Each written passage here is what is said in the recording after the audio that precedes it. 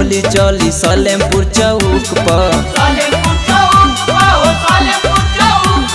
नाचे परी गोरी तोरा राइफल के नोक पर। नाचे परी गोरी तोरा राइफल के नोक पर। नाचे परी गोरी तोरा राइफल के नोक पर। नाचे परी गोरी तोरा राइफल के नोक पर। नाचे परी गोरी गोरी तोरा राइफल के नोक पर।